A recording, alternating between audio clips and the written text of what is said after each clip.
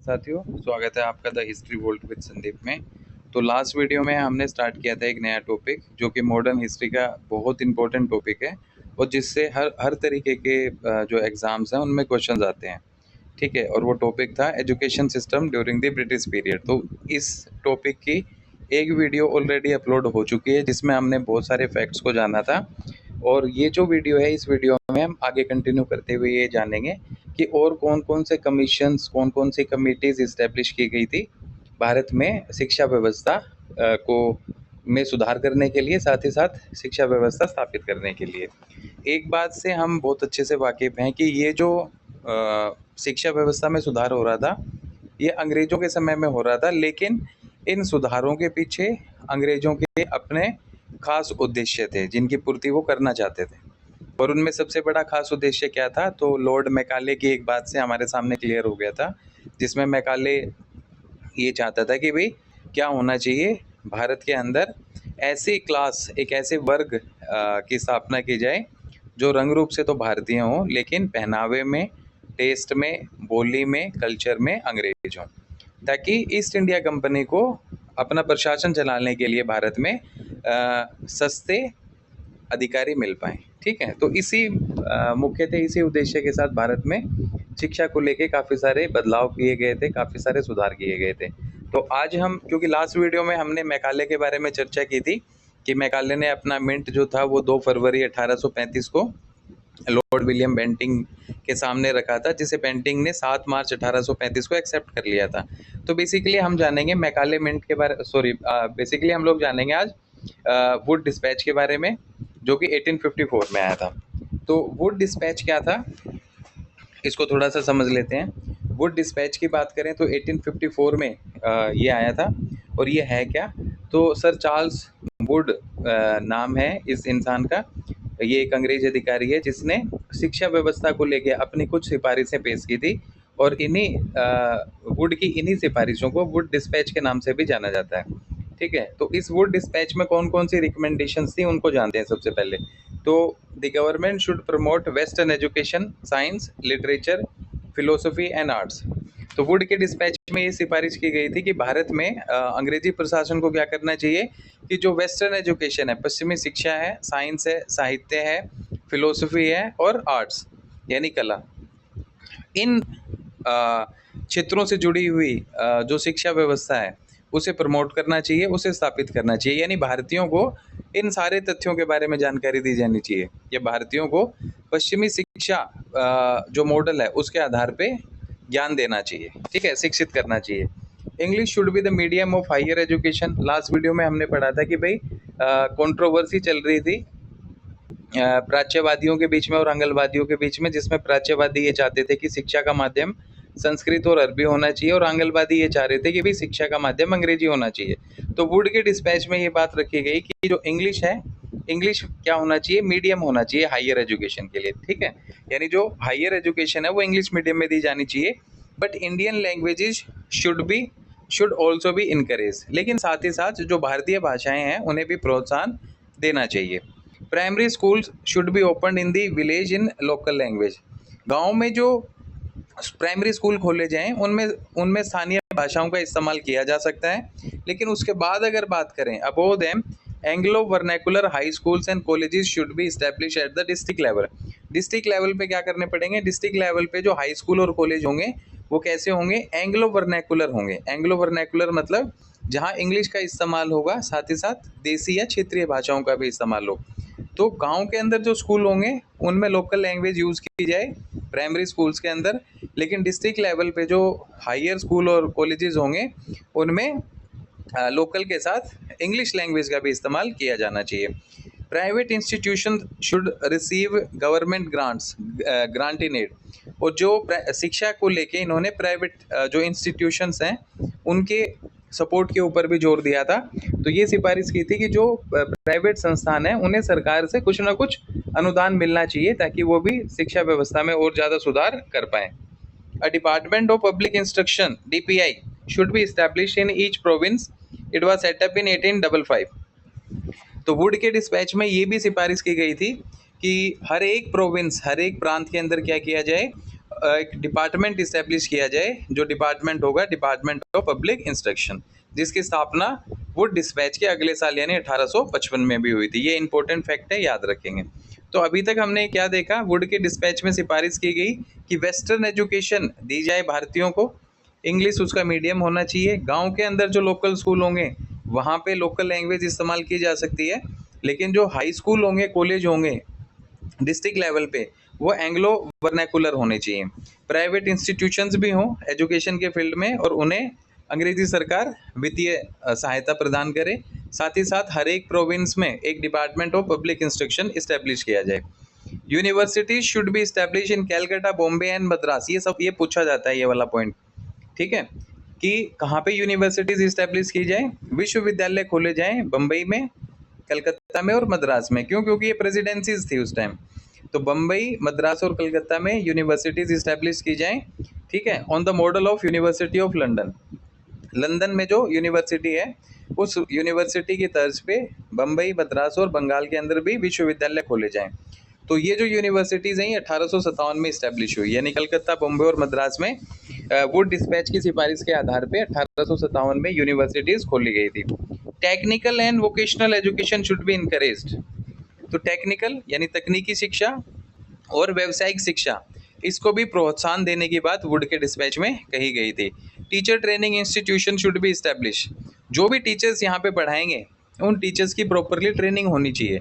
तो उसके लिए क्या किया जाए, टीचर्स को ट्रेन करने के लिए इंस्टीट्यूशंस भी इस्टेब्लिश किए जाएं। तो वुड के डिस्पैच में ये सारी की सारी बातें रखी गई थी, ठीक है। वेस्टर्न एजुकेशन हो, साइंस, लिटरेचर, आर्ट्स, फिलोसफी की शिक्षा दी जानी चाहिए, मीडियम इंग्लिश होना चाहिए, गांव में जो स्कूल खोले जाएं यानी जो प्राइमरी स्कूल्स हों वहाँ पे लोकल लैंग्वेज का इस्तेमाल किया जा सकता है, पर डिस्ट्रिक्ट लेवल पे जो हायर स्कूल्स होंगे और कॉलेज होंगे वो एंग्लो वर्नैकुलर होंगे। प्राइवेट इंस्टीट्यूशन को सरकार की तरफ से मदद मिलनी चाहिए और एक department of public instructions establish किया जाए, जो कि 1855 में इस्टेब्लिश किया गया। लंदन की यूनिवर्सिटी के तर्ज पे बॉम्बे, मद्रास और बंगाल के अंदर यूनिवर्सिटीज़ इस्टेब्लिश की जाएँ, जो कि 1857 में इस्टेब्लिश भी की गई। साथ ही साथ शिक्षा के फील्ड में टेक्निकल एजुकेशन को इनकरेज किया और वोकेशनल एजुकेशन को भी इनकरेज किया वुड ने, और टीचर्स की प्रॉपरली ट्रेनिंग हो पाए इसके लिए इंस्टीट्यूशन इस्टेब्लिश करने की मांग भी वुड के डिस्पैच में की गई थी। तो ये वुड का डिस्पैच बहुत सारे सवाल, बहुत सारे एग्जाम्स में एज इट इज पूछा जाता है, ठीक है। नाउ आगे बात करते हैं हंटर एजुकेशन कमीशन, ठीक है। तो वुड का डिस्पैच 1854 में आया। Now we will talk about the Hunter education commission, जिसको हंटर कमीशन के नाम से भी जानते हैं, ठीक है, हंटर कमीशन के नाम से भी जानते हैं। कब आया था ये? 1882-83 में, ये याद रखेंगे। So the Hunter commission was the first Indian education commission. Bharat के अंदर जो पहला भारतीय एजुकेशन कमीशन था वो कौन सा था? हंटर कमीशन था, जो 1882 और 83 में आया था। जिस टाइम इस कमीशन की स्थापना की गई थी उस टाइम भारत के अंदर लॉर्ड रिपिन जो था वो भारत का क्या था? गवर्नर जनरल था, ठीक है। जब हंटर कमीशन की स्थापना की गई थी यानी हंटर कमेटी जब स्थापित की गई थी या बनाई गई थी, तो भारत में गवर्नर जनरल कौन था? याद रखेंगे, बड़ा इंपॉर्टेंट है। तो उस टाइम भारत में गवर्नर जनरल कौन था? लॉर्ड रिपिन गवर्नर जनरल था, ठीक है। हंटर कमीशन को कब बनाया गया था? तो 1882 में हंटर कमीशन को बनाया गया था, क्लियर है। The chairman of the commission was William Wilson Hunter. William Wilson Hunter, short में कहते हैं WW हंटर। तो इस हंटर कमीशन का चेयरमैन कौन था? तो इस हंटर कमीशन का जो अध्यक्ष था उसका नाम था विलियम विल्सन हंटर। और जब ये कमीशन बनाया गया था उस टाइम भारत का गवर्नर जनरल था लॉर्ड रिपिन, और ये कमीशन जो था ये भारत का पहला एजुकेशन कमीशन था, ठीक है। The commission was form to review the progress of education after 1854। Wood के डिस्पैच में जो रिकमेंडेशंस की गई थी उन रिकमेंडेशंस को किस हद तक इम्प्लीमेंट किया गया, क्या उसके फायदे थे, कहाँ कमियां रह गई, उन सारी की सारी चीज़ों को रिव्यू करने के लिए हंटर कमीशन स्थापित किया गया था, ठीक है ना। Why this commission was form? This commission was form to review the और to check the implementations of Charles Wood dispatch that was introduce in the year 1854। तो 1854 में चार्ल्स वुड ने जो वुड डिस्पैच दिया था उसकी सिफारिशों को कहाँ तक लागू किया गया, उन सारी चीज़ों को रिव्यू करने के लिए 1882 में हंटर कमीशन की स्थापना की गई थी। हंटर कमीशन के जो अध्यक्ष थे, जो चेयरमैन थे, उनका नाम था विलियम विल्सन हंटर। और ये 1882 में बनाया गया था। और इस कमीशन को जब फॉर्म किया गया था तो उस टाइम भारत का गवर्नर जनरल कौन था? Lord Ripon, he was a governor general. It है 21 मेंबर्स, इसमें 21 मेंबर्स थे इंक्लूडिंग द चेयरमैन, यानी कुल मिला के इसमें 21 मेंबर्स थे। और 8 जो मेंबर थे इसके वो इंडियन थे। ये इंपॉर्टेंट पॉइंट है, याद रखेंगे, ये वाला इंपॉर्टेंट पॉइंट है, ये याद रखेंगे, ठीक है। ये बहुत जरूरी है कि हंटर कमीशन कब आया? 1882 में। और इस कमीशन में टोटल मेंबर कितने थे? तो अध्यक्ष को मिला के 21 मेंबर थे, जिनमें से 8 जो थे वो भारतीय सदस्य थे। Its work was limited to primary and secondary education. ये भी इंपॉर्टेंट पॉइंट है कि हंटर कमीशन क्यों फॉर्म किया गया था। तो हम ये जानते हैं कि हंटर कमीशन वुड डिस्पैच के बाद में जो भी एजुकेशनल डेवलपमेंट्स हुए थे इंडिया में उनको रिव्यू करने के लिए फॉर्म किया गया था। पर बेसिकली इसने प्राइमरी और सेकेंडरी एजुकेशन, प्राथमिक और माध्यमिक शिक्षा तक ही इसका काम लिमिटेड था। यानी इस कमीशन के तहत प्राइमरी एजुकेशन और सेकेंडरी एजुकेशन में जो भी चेंजेस आए थे उनको रिव्यू किया गया था। तो ये बहुत इंपॉर्टेंट पॉइंट है, प्राइमरी और सेकेंडरी एजुकेशन वाला। The commission visited different provinces and submitted about 200 recommendations. Commission ने क्या किया? भारत के अलग अलग प्रांतों में ये लोग गए, जाने के बाद में वहाँ शिक्षा के क्षेत्र में कौन कौन से बदलाव, कौन कौन से सुधार हुए, कौन सी कमियां खामियां नजर आई, उन सब की एक रिपोर्ट तैयार की। और लगभग 200 सिफारिशें इन्होंने अपनी रिपोर्ट में रखी थी, ठीक है। तो almost 200 recommendations were given by this Hunter Commission that was formed in the year 1882 under the chairmanship of William Wilson Hunter, and when this and the commission was formed during the governorship of Lord Ripon in the year 1882। तो ये छोटी छोटी बातें हैं Hunter commission की। 1882 में बना, Lord Ripon के काल में बना, विलियम विल्सन हंटर इसके चेयरमैन थे। कुल मिला के 21 इसमें सदस्य थे। इन 21 में से 8 भारतीय सदस्य थे। इसका काम प्राइमरी और सेकेंडरी एजुकेशन तक ही सीमित था। और इसने अलग अलग प्रोविंसेस की यात्रा की और उसके बाद में अपनी रिकमेंडेशंस पेश की। और अपनी रिकमेंडेशन रिपोर्ट में लगभग 200 रिकमेंडेशंस इन्होंने रखी थी। और ये इंडिया का फर्स्ट एजुकेशन कमीशन था।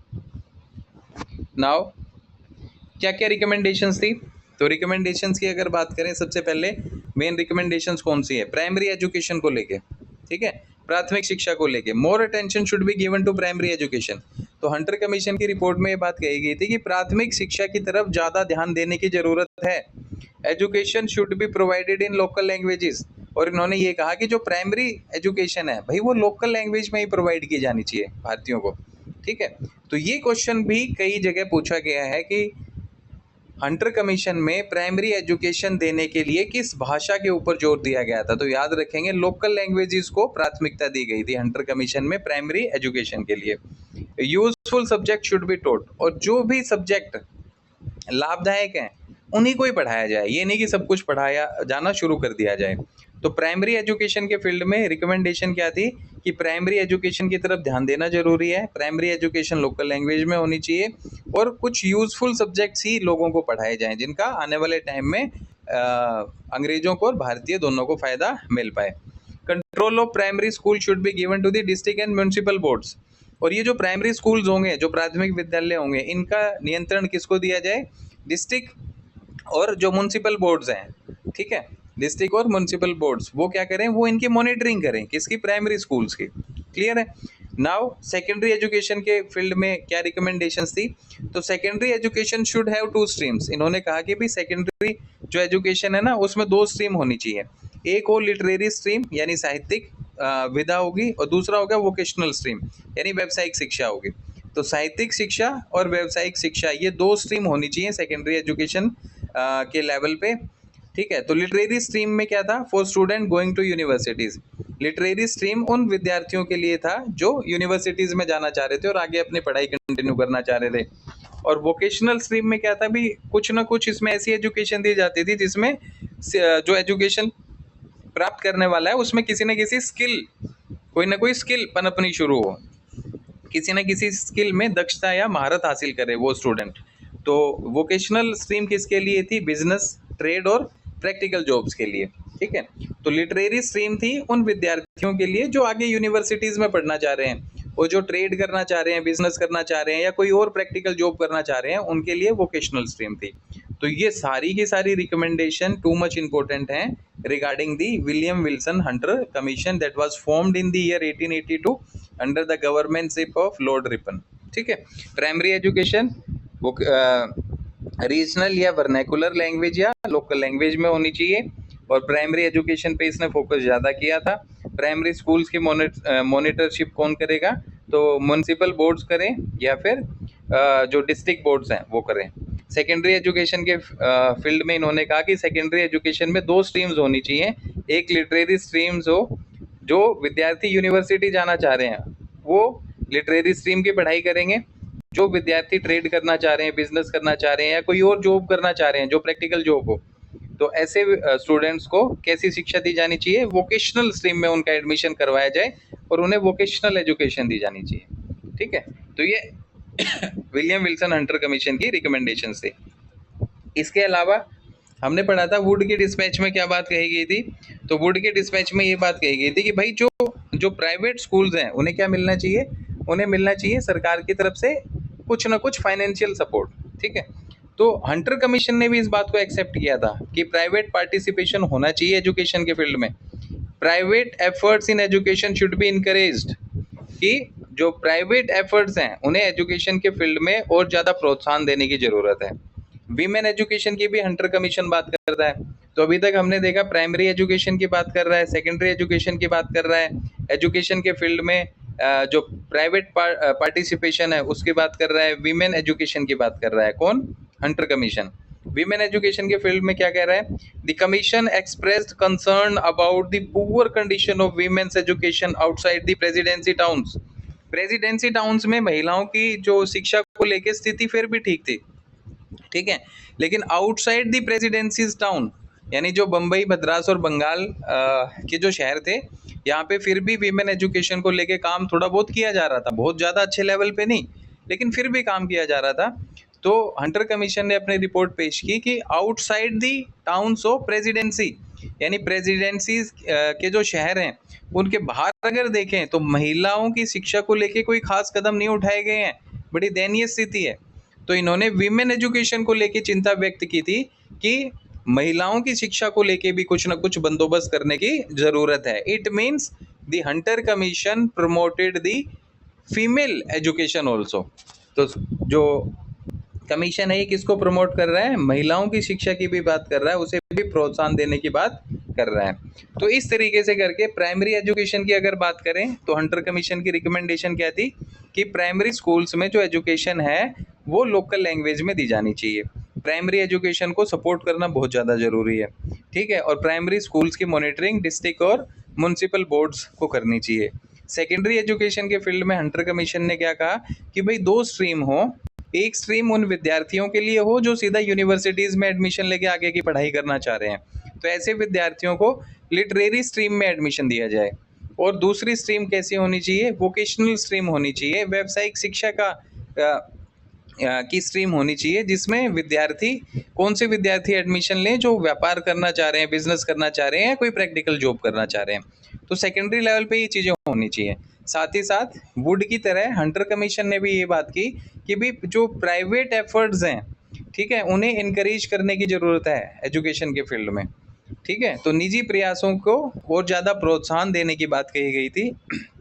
वीमेन एजुकेशन के ऊपर चिंता व्यक्त की, साथ ही साथ हंटर कमीशन ने वीमेन एजुकेशन को भी प्रमोट किया करने की बात कही। क्यों, क्योंकि इन्होंने ये कहा कि प्रेसिडेंसी शहरों में तो फिर भी महिलाओं की शिक्षा को लेकर थोड़े बहुत एफर्ट्स किए जा रहे हैं, लेकिन प्रेसिडेंसी शहरों के बाहर अगर देखें तो महिलाओं की शिक्षा को लेकर कोई खास व्यवस्था, कोई खास इंतजामात नहीं हैं, तो वो भी करने की ज़रूरत है। तो वीमेन एजुकेशन को भी ये सपोर्ट करते हैं, इनकरेज करने की बात करते हैं। इसका इम्पैक्ट क्या पड़ा, जब हम इम्पैक्ट की बात करते हैं तो हमारे सामने कई सारे इम्पैक्ट्स आते हैं। इम्पैक्ट्स क्या है, provincial government accepted many recommendation, जो प्रांतीय सरकारें हैं, प्रोविंसेस में जो सरकारें हैं, प्रांतों में जो सरकार थी, उन्होंने इस कमीशन की कई सारी सिफारिशों को स्वीकार कर लिया था। During the next 20 years secondary and college education expanded rapidly, आने वाले अगले 20 सालों में सेकेंडरी एजुकेशन और कॉलेज एजुकेशन जो थी उसमें काफ़ी ज़्यादा तेज़ी और काफ़ी ज़्यादा सुधार देखने को मिला। और हंटर कमीशन की रिकमेंडेशन पे 1882 में यूनिवर्सिटी ऑफ पंजाब की स्थापना की गई। 1887 में यूनिवर्सिटी ऑफ इलाहाबाद इस्टेब्लिश की गई। ठीक है, तो ये दोनों पॉइंट्स याद रखेंगे, बहुत जरूरी हैं। इनके अलावा क्या कि जो पंजाब यूनिवर्सिटी है उसकी स्थापना 1882 में की गई थी और 5 साल बाद 1887 में इलाहाबाद यूनिवर्सिटी की स्थापना की गई थी। और ये किसकी वजह से की गई? क्योंकि हंटर कमीशन में सिफारिश की गई थी। ठीक है, नाउ रेले कमीशन 1902 बहुत ही इंपॉर्टेंट कमीशन है ये एजुकेशन के फील्ड में। थोड़ा सा इसको देखते हैं। रेले कमीशन की बात करें तो रेले कमीशन की स्थापना कब की गई थी? 1902 में। हंटर कमीशन 1882 में। चार्ल्स वुड का डिस्पैच 1854 में। ठीक है, तारीखों के हिसाब से याद रखेंगे। रेले कमीशन की बात करें 1902 में क्या था? In September 1901 Lord Curzon called a conference of university officials at Shimla. Shimla में लॉर्ड कर्जन, कर्जन कौन है? लॉर्ड कर्जन जो है इस दौर में भारत का गवर्नर जनरल है। हंटर कमीशन के टाइम में गवर्नर जनरल कौन था? लॉर्ड रिपिन था। और जब रेले कमीशन की स्थापना की गई थी तो उस टाइम भारत का गवर्नर जनरल कौन था? लॉर्ड कर्जन था। यही कर्जन है जिसने बंगाल का विभाजन किया था, बंगाल विभाजन को इम्प्लीमेंट किया, अनाउंस भी किया था। ठीक है, इसी कर्जन के खिलाफ, इसी कर्जन की नीतियों के खिलाफ भारत में क्या हुआ था? तो भारत में भाई जो स्वदेशी आंदोलन है, स्वदेशी मूवमेंट है, वो बंगाल में शुरू हुआ था। ठीक है, तो सितंबर 1901 में लॉर्ड कर्जन ने क्या किया? यूनिवर्सिटी के जो ऑफिशियल्स थे उनकी एक मीटिंग बुलाई थी शिमला के अंदर। The resolution pass there became famous as the Shimla resolution. और इस बातचीत में जो शिमला में हुई थी सितंबर 1901 में लॉर्ड कर्जन की अध्यक्षता में, तो जो भी बातचीत हुई उस सारे के सारे प्रस्तावों को शिमला प्रस्ताव के नाम से जाना जाता है। कर्जन ने इनमें क्या बातें रखी एजुकेशन को लेकर? Curzon criticise the education policy of Thomas Babington Macaulay because it neglected the Indian languages. बिल्कुल सही बात है भाई। मैकाले की अगर बात करें तो मैकाले कौन था? He was the Englishist and he wanted that the English the education should be given in the English language. तो मैकाले कौन था? मैकाले ने ही तो सिफारिश की थी कि भाई भाषा शिक्षा का माध्यम क्या हो? अंग्रेजी होना चाहिए, अंग्रेजी भाषा में शिक्षा दी जानी चाहिए। तो लॉर्ड कर्जन ने मैकाले के इस विचार की खुल के आलोचना की थी। So Lord Curzon criticise the opinion of Macaulay. ठीक है, तो सितंबर 1901 में कॉन्फ्रेंस शिमला में बुलाई गई। लॉर्ड कर्जन गवर्नर जनरल है। कॉन्फ्रेंस में कौन शामिल थे? विश्वविद्यालयों के अधिकारी। और इस कॉन्फ्रेंस में जो प्रस्ताव पास किए गए थे उन्हें शिमला प्रस्ताव के नाम से जाना जाता है। खास तौर से इनमें एक नट शेल में जो बात करें वो क्या थी कि कर्जन ने मैकाले की विचारधारा को क्रिटिसाइज किया था। क्यों? क्योंकि उनमें इंडियन लैंग्वेजेस को टोटली नेग्लेक्ट किया गया था, नकार दिया गया था। भारतीय भाषाओं के बारे में मैकाले का जो रुझान था वो एकदम शून्य स्तर का था। Raleigh commission, this commission was formed in the year 1902। बहुत इंपॉर्टेंट है, याद रखेंगे। 1902 में ये कमीशन बना था। ठीक है, इन 1902 the British government appointed Rayleigh commission, जिसको यूनिवर्सिटी कमीशन के नाम से भी जानते हैं। तो रेले कमीशन की स्थापना कब की गई थी? 1902 में। और इसे यूनिवर्सिटी कमीशन यानी विश्वविद्यालय आयोग के नाम से भी जाना जाता है। चेयरमैन कौन है? Sir Thomas Rayleigh. Sir Thomas Rayleigh was the chairman. ठीक है, जिस तरीके से हंटर कमीशन का चेयरमैन विलियम विल्सन हंटर था जिसकी स्थापना 1882 में की गई थी, उसी तरीके से रेले कमीशन की स्थापना 1902 में की गई थी। और इसका चेयरमैन कौन था? सर थॉमस रेले इसका चेयरमैन यानी अध्यक्ष था।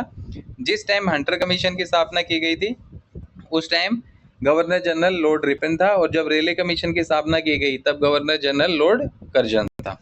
ठीक है, देखते हैं। The commission was concerned only with the university education.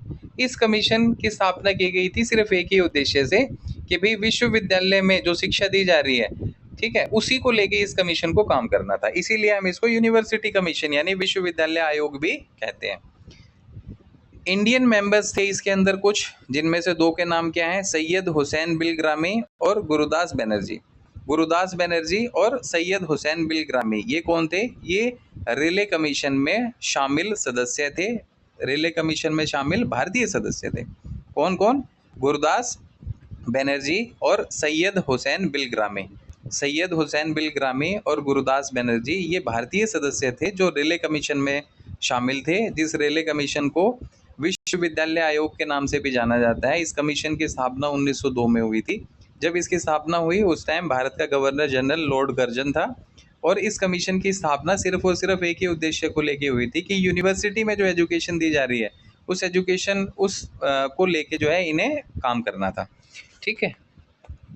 Now Indian universities act बहुत इंपॉर्टेंट है, पूछा गया सवाल है। मतलब इन दो पीपीटीज में, पिछले में भी, पिछली वीडियो में भी और इस वीडियो में जो भी फैक्ट्स दिए गए हैं वो सारे के सारे पूछे जाने वाले फैक्ट्स हैं। ठीक है। तो इंडियन यूनिवर्सिटीज एक्ट, भारतीय विश्वविद्यालय जो एक्ट है, कानून है, ये कब आया? 1904 में आया था। कब आया था? 1904 में आया था। तो अभी इसको देखते हैं, इंडियन यूनिवर्सिटीज एक्ट क्या है। National council of education 1906, national council of education, इसकी स्थापना कब हुई? 1906 में हुई थी। किसने इसको स्थापित किया था? तो गुरुदास बनर्जी। कौन है भाई गुरुदास बनर्जी? तो अभी हमने पढ़ा था, जो थॉमस रेले कमीशन था, जिसे यूनिवर्सिटी कमीशन भी कहते हैं, जिसकी स्थापना 1902 में हुई थी। इसी कमीशन का एक मेंबर था गुरुदास बनर्जी, जिन्होंने नेशनल काउंसिल ऑफ एजुकेशन की स्थापना की थी 1906 में। Important personalities associated with it, और कौन कौन शामिल था नेशनल काउंसिल ऑफ एजुकेशन जब स्थापित की गई? तो सतीश चंद्र मुखर्जी ये शामिल थे, सुरेंद्रनाथ बनर्जी ये शामिल थे, रविंद्रनाथ टैगोर ये भी शामिल थे। ठीक है। तो नेशनल काउंसिल ऑफ एजुकेशन की स्थापना कब हुई? 1906 में हुई। स्थापना करने वाले कौन थे? तो गुरुदास बनर्जी ने स्थापना की थी। इनके अलावा और भी कई सदस्य थे, जिनमें रविंद्रनाथ टैगोर भी शामिल थे, सुरेंद्रनाथ बनर्जी भी शामिल थे और सतीश चंद्र मुखर्जी भी शामिल थे। तो इन सभी के प्रयासों से भारतीय शिक्षा परिषद की स्थापना 1906 में हुई थी। करने वाले कौन? गुरुदास बनर्जी, जो कि रेले कमीशन में भी शामिल थे। और इनके अलावा रेले कमीशन में एक और इंडियन शामिल थे, उनका नाम क्या था? सैयद हुसैन बिलग्रामी। ठीक है। अब देखते हैं इंडियन यूनिवर्सिटीज एक्ट, जो हमारा इस पेज का हेडिंग है। भारतीय विश्वविद्यालय कानून या एक्ट 1904 में आया था। The recommendations of the Raleigh Commission led to the Indian Universities Act 1904। 1904 में जो इंडियन यूनिवर्सिटीज एक्ट आया था ना, ये एक्ट किस वजह से आया था? तो भाई ये रेले कमीशन की वजह से आया था। रेले कमीशन, जिसको हम यूनिवर्सिटी कमीशन भी कहते हैं, जिसकी स्थापना 1902 में हुई थी। ठीक है। जिसकी स्थापना 1902 में हुई थी, और रेले खुद इसके चेयरमैन थे। और इस कमीशन में दो भारतीय सदस्य शामिल थे, एक थे सैयद हुसैन बिलग्रामी और दूसरे थे गुरुदास बनर्जी। इन्हीं के प्रयासों से 1904 में भारतीय विश्वविद्यालय कानून लागू किया गया था। ठीक है। तो ये याद रखेंगे, यानी इंडियन यूनिवर्सिटीज एक्ट की बात किस कमीशन में की गई है? तो भाई रेले कमीशन में इसकी बात की गई है। ठीक है। क्या क्या प्रोविजंस थे? Main provisions were universities should appoint professors and lecturers for teaching and research. Universities में किसको अपॉइंट किया जाए? प्रोफेसर्स को अपॉइंट किया जाए, लेक्चरर्स को अपॉइंट किया जाए। क्यों इनकी नियुक्ति की जाए भाई? ताकि ये पढ़ा भी सकें विश्वविद्यालय में, और जो नई नई खोजें हैं, नई नई रिसर्चेज हैं, उनको कर पाएँ। तो नई रिसर्च कर सकें और स्टूडेंट्स को पढ़ा सकें। इसके लिए किसको अपॉइंट करना जरूरी है यूनिवर्सिटीज़ में?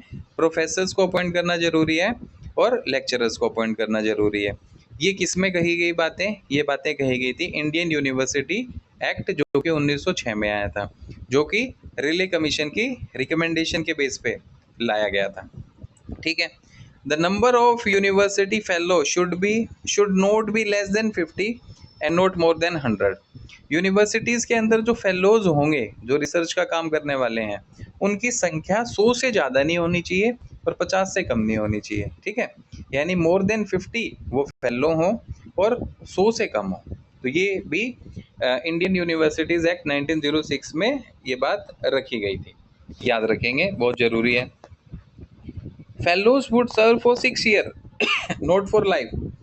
अब इनकी जो नियुक्तियां हो रही हैं यूनिवर्सिटीज में, ये ऐसा नहीं है कि आजीवन के लिए हो रही हैं, यानी 50 से ज़्यादा हो और 100 से कम हो।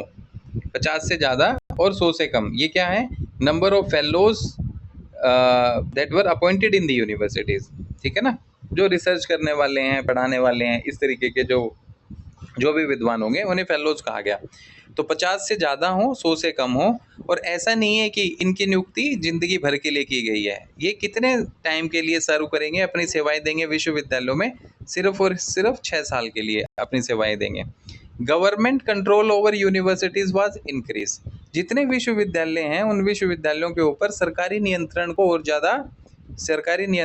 ज़्यादा बढ़ा दिया गया था। ये बात कौन से एक्ट में कही गई थी? तो इंडियन यूनिवर्सिटीज़ एक्ट 1906 में ये बात कही गई थी कि भाई विश्वविद्यालयों के ऊपर अंग्रेजी सरकार का पूर्ण नियंत्रण होना जरूरी है, और विश्वविद्यालयों के अंदर कम से कम 50 और ज़्यादा से ज़्यादा मतलब 50 से ज़्यादा और 100 से कम फेलोज़ को डिप्लॉय किया जाए, और ये लगभग 6 साल के लिए अपनी सेवाएं देंगे।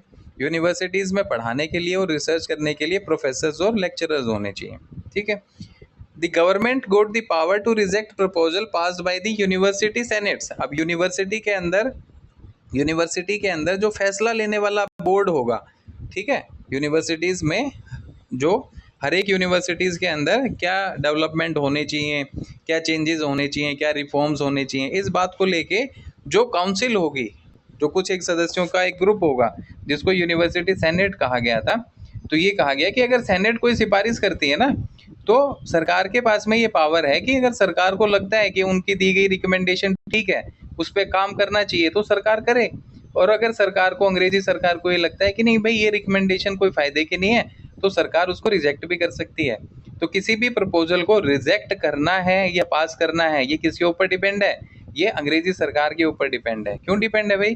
क्योंकि भाई इंडियन यूनिवर्सिटी एक्ट 1906 में ये बात कही गई थी कि जो यूनिवर्सिटीज़ हैं उनके ऊपर सरकारी नियंत्रण को बढ़ाना है और ज़्यादा। ठीक है। तो फाइनल पावर किसके पास में है? Final power was rest in the hands of the British government during the proposals that were introduced by the senate of the university. तो ये भी बहुत जरूरी है। Government control over private college was also increase. आज के दौर में भी तो यही होता है ना भाई, जितने विश्वविद्यालय हैं उन विश्वविद्यालयों के ऊपर सरकार का पूरा नियंत्रण होता है। सरकार अपने में से ही, अपने ही किसी जो ऑफिशियल्स हैं उन्हीं को डिप्लॉय करती है। तो यूनिवर्सिटीज़ पे सरकारी नियंत्रण भी होता है, और जो प्राइवेट यूनिवर्सिटीज़ हैं उनके ऊपर भी सरकारी नियंत्रण होता है। तो थॉमस रेले कमीशन में कोई बहुत अलग दुनिया जहान की बात नहीं की गई है। जो आज हम इम्प्लीमेंट देख रहे हैं, प्रैक्टिकली जिन चीज़ों को हम देख रहे हैं, वैसी ही बातें की गई है। भाई यूनिवर्सिटी में कौन पढ़ाएगा? प्रोफेसर और लेक्चरर। यूनिवर्सिटी में क्या होता है? टीचिंग भी होती है और रिसर्च का काम भी होता है। जो रिसर्च का काम करने वाले लोग होते हैं उन्हें फेलोज कहते हैं। हर एक यूनिवर्सिटी में जो नंबर ऑफ फेलोज हैं, उनकी जो सीट्स हैं वो डिसाइड होती हैं। तो यहाँ पे क्या कहा गया कि भाई कम से कम 50, मतलब 50 से ज़्यादा और 100 से कम होने चाहिए। फिर वो कोई आजीवन थोड़ी होते हैं, जब तक उनका रिसर्च का काम चल रहा है तब तक वो रहते हैं। तो उसके लिए यहाँ पे रेले कमीशन में 6 साल उम्र डिसाइड कर दी गई। ठीक है। सरकार का पूरा नियंत्रण होता है सरकारी यूनिवर्सिटी पे भी, प्राइवेट यूनिवर्सिटीज़ या कॉलेजेस के ऊपर भी, और सरकार ही फाइनल अपने फैसले देती है। तो सारी की सारी बातें जो आज हम देखते हैं विश्वविद्यालयों में, वही बातें रेले कमीशन में कही गई है। The governor general was given the power to define university boundaries.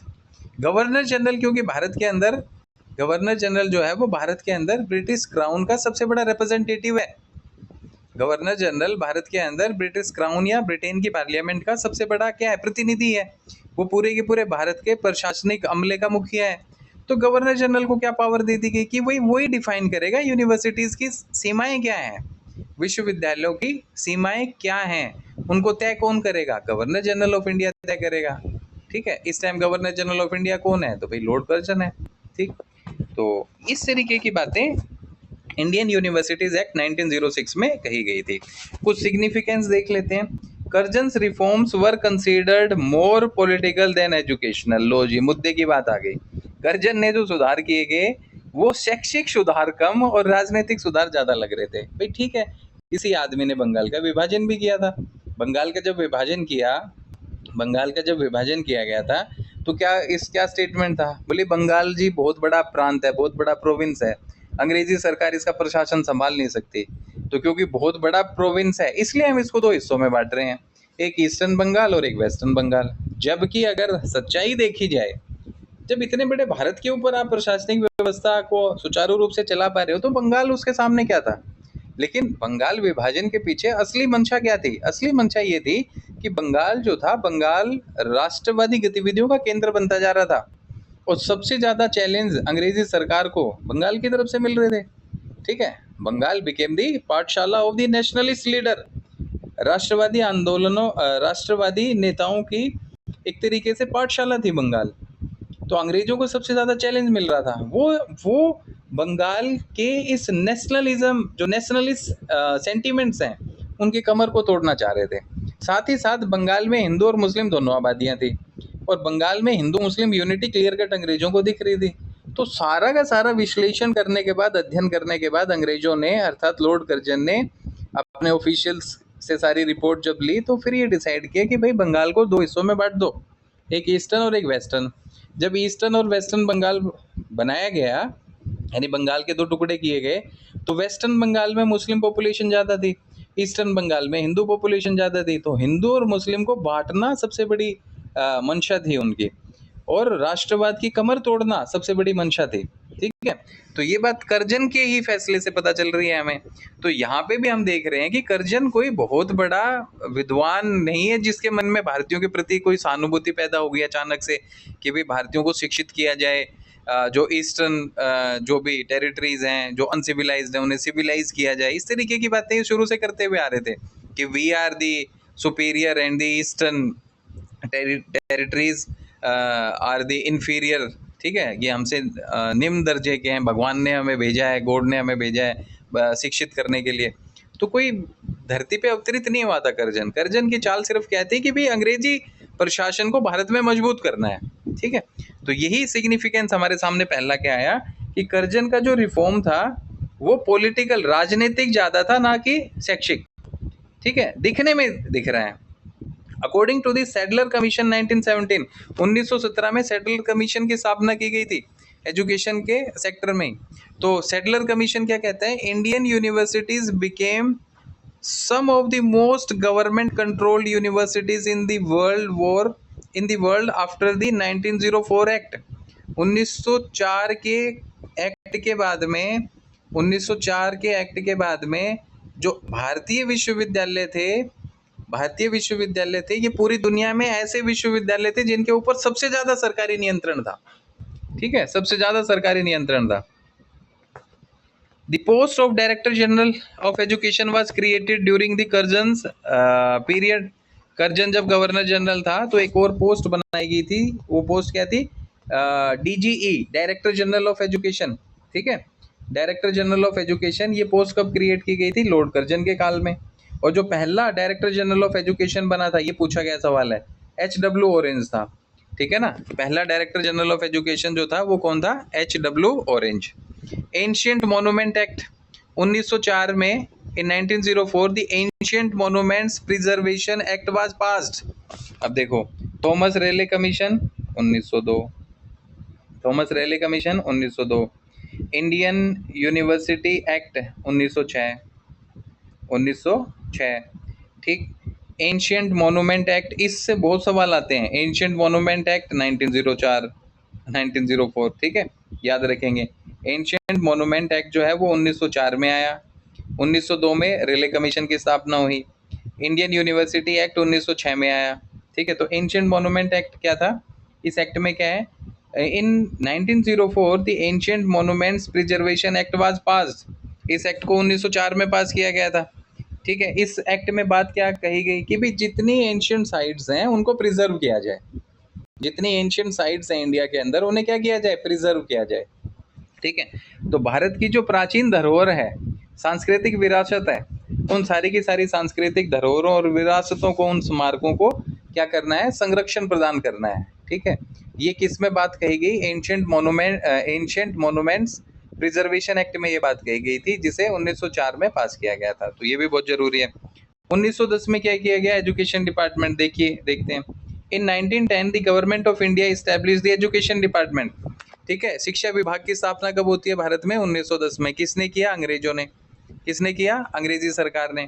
तो एजुकेशन डिपार्टमेंट जो था उसकी स्थापना 1910 में होती है। Education got representation in the governor general's council. Education got representation in the governor general's council. जो गवर्नर जनरल की काउंसिल होती थी, गवर्नर जनरल की जो परिषद होती थी, उसमें एजुकेशन के फील्ड से भी कुछ लोगों को शामिल किया गया था। Harcourt Butler was the first member representing education. और उसमें शामिल जो पहले व्यक्ति थे उनका नाम क्या था, हारकोर्ट बटलर। ठीक है, तो HW ऑरेंज ये कौन था, first director general of education. First director general of education, ये पोस्ट कर्जन के टाइम में क्रिएट की गई थी, बनाई गई थी।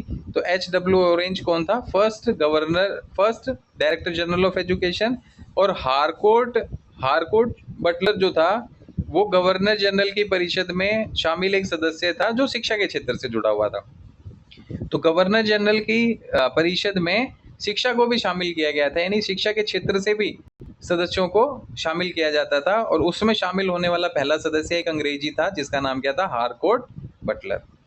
भारत में एजुकेशन डिपार्टमेंट की स्थापना 1910 में होती है, अंग्रेजों के दौर में।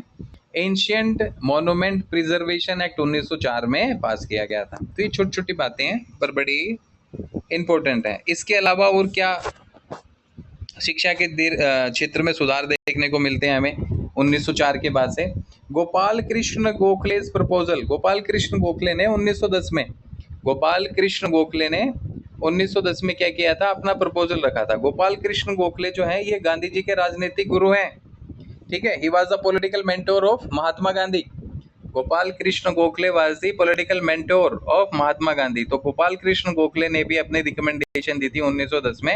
इनकी रिकमेंडेशन क्या थी? इन 1910 गोपाल कृष्ण गोखले डिमांडेड, क्या डिमांड करते हैं ये? Free and compulsory primary education. लो जी, आरटी एक्ट पढ़ते हैं, आरटी एक्ट पढ़ते हैं ना, राइट टू एजुकेशन एक्ट, जिसमें फ्री एंड कंपल्सरी एजुकेशन है 6 से लेकर 14 साल के बच्चों के लिए, फ्री एंड कंपल्सरी एजुकेशन, जो कि अब 2010 में लागू हुआ था, ठीक है। तो पहली बार फ्री एंड कंपल्सरी एजुकेशन की बात किसने रखी? गोपाल कृष्ण गोखले ने रखी थी। गोपाल कृष्ण गोखले साहब ने 1910 में रखी थी। और ये कौन है? गोपाल कृष्ण गोखले जो थे, इन्हें गांधी जी का राजनीतिक गुरु भी कहा जाता है। बड़ा इंपॉर्टेंट पॉइंट है, कई सारे एग्जाम्स में पूछा जाता है। Who was the political mentor of Mahatma Gandhi? So Gopal Krishna Gokhale was the political mentor of Mahatma Gandhi. इन्हीं साहब के कहने पे महात्मा गांधी ने दक्षिण अफ्रीका से जब वो भारत लौटे थे, तो भारत लौटने के बाद में भारत का पूरे 1 साल तक भ्रमण किया था और भारतीयों की समस्याओं को जाना था, भारतीयों की समस्याओं को जाना था। उसके बाद 1916 में जब BHU का इनॉग्रेशन सेरेमनी चल रहा था, उस टाइम गांधी जी ने खुल के अपनी बात मन से रखी थी। और फिर गांधी जी की का जो इंडियन नेशनल मूवमेंट में जो स्ट्रगल है वो 1917 से शुरू होता है भारत के अंदर, चंपारण पीजेंट मूवमेंट के साथ, ठीक है। तो गोपाल कृष्ण गोखले ने क्या डिमांड रखी अंग्रेजों के सामने 1910 में? कि भाई फ्री एंड कंपल्सरी एजुकेशन होनी चाहिए। कौन से लेवल की? प्राइमरी लेवल की। तो गोपाल कृष्ण गोखले ने प्राथमिक शिक्षा के क्षेत्र में ये मांग की कि भाई मुफ्त और अनिवार्य शिक्षा दी जाए। जो प्राथमिक शिक्षा है वो कैसी होनी चाहिए? मुफ्त होनी चाहिए और हर एक भारतीय को मिलनी चाहिए, इसलिए इसे कंपल्सरी बनाओ। सो free and compulsory education, free and compulsory primary education, this was the demand of Gopal Krishna Gokhale in the year 1910। 1910 में ये डिमांड उन्होंने की थी। अच्छा, एज ग्रुप क्या रखा गया था? 6 to 10 ईयर। तो जो प्राइमरी एजुकेशन है वो फ्री होनी चाहिए, कंपल्सरी होनी चाहिए और 6 साल से लेके 10 साल तक के जो बच्चे हैं, इस एज ग्रुप को फ्री और कंपल्सरी प्राइमरी एजुकेशन मिलनी चाहिए। इस चीज़ की डिमांड किसने की थी? गोपाल कृष्ण गोखले ने की थी अंग्रेजी सरकार से 1910 में। याद रखेंगे, बहुत ही इंपॉर्टेंट ये पूरा का पूरा वाक्यात है, ठीक है। इसके बाद में 1913 में एक एजुकेशन पॉलिसी लेके आई जाती है, ठीक है ना। जो शिक्षा नीति के प्रस्ताव हैं वो रखे जाते हैं 1913 में। सो एजुकेशन पॉलिसी रेजोल्यूशन 1913 क्या रखा गया? कब रखी गई ये बात? 21 फरवरी 1913। On 21 Feb 1913 the government pass the resolution on education policy. अंग्रेजी सरकार ने क्या किया? कुछ एक प्रस्ताव पेश किए थे शिक्षा नीति को लेके, ठीक है। तो शिक्षा नीति की अगर बात करें तो 21 फरवरी 1913 को अंग्रेजी सरकार ने शिक्षा नीति को लेके अपनी कुछ एक रेजोल्यूशंस, अपने कुछ एक प्रस्ताव रखे थे, ठीक है। वो क्या थे? उस प्रस्ताव में गोपाल कृष्ण गोखले की ये वाली जो डिमांड थी, free and compulsory education for the age group of 6 to 10 years, इसको खारिज कर दिया गया था, ठीक है। सो जो एजुकेशन पॉलिसी रेजोल्यूशन था 1913 का, जो 21 फरवरी 1913 में पास किया गया था, इसने it did not accept compulsory education, ठीक है। अनिवार्य शिक्षा का जो मुद्दा था उसको इसने एक्सेप्ट ही नहीं किया, खारिज कर दिया। However it emphasised the removal of illiteracy, हाँ, निरक्षरता के उन्मूलन को निरक्षरता का उन्मूलन किया जाए, यानी भारत के अंदर हर एक इंसान कैसा हो, हर एक इंसान निरक्षर ना हो, हर एक इंसान साक्षर हो। इस बात के ऊपर इस एजुकेशन पॉलिसी में बात कही गई थी।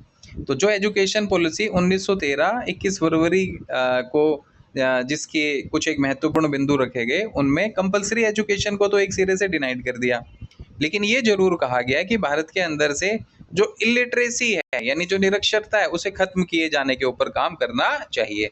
जबकि गोपाल कृष्ण गोखले ने क्या कहा था, 6 से लेके 10 साल के बच्चों के लिए फ्री और कंपलसरी एजुकेशन हो, यानी जो प्राइमरी एजुकेशन है एटलीस्ट वो फ्री और कंपलसरी होनी चाहिए। लेकिन गोखले साहब के कंपलसरी एजुकेशन के कॉन्सेप्ट को इन्होंने नहीं माना। ये जरूर कहा कि भारत में हर एक आदमी साक्षर होना चाहिए, ठीक है, यानी इलिटरेसी जो है उसे खत्म किया जाना चाहिए। और देखते हैं क्या है 1913 में, it encourage private efforts in education. भाई बिल्कुल करेंगे, सरकार करेगी तो पैसा खर्च करना पड़ेगा जरूरत से ज़्यादा, ठीक है, सरकार करेगी तो जरूरत से ज़्यादा पैसा खर्च करना पड़ेगा। इसलिए जो शिक्षा नीति 1913 के प्रस्ताव थे उसमें ये बात भी रखी गई थी कि प्राइवेट एफर्ट्स जो हैं एजुकेशन के फील्ड में, उन्हें और ज़्यादा फैसिलिटेट, और ज़्यादा प्रमोट, और ज़्यादा इनकरेज करने की जरूरत है, उन्हें प्रोत्साहन दिया जाना चाहिए। It recommended the establishment of one university in each province. Bharat में जितने प्रांत हैं, जितने राज्य हैं, हर एक राज्य के अंदर एक यूनिवर्सिटी होनी चाहिए। ये बात किस में कही गई, ये एजुकेशन पॉलिसी रेजोल्यूशन 1913 में ये बात कही गई कि भारत के हर एक प्रोविंस के अंदर एक यूनिवर्सिटी का होना जरूरी है। मेन पॉइंट्स कौन से थे, compulsory education was not accepted, अभी हमने पढ़ा। किसने डिमांड की थी, गोपाल कृष्ण गोखले ने। क्या डिमांड की थी, फ्री एंड कंपलसरी एजुकेशन होनी चाहिए। कब डिमांड की थी, 1910 में।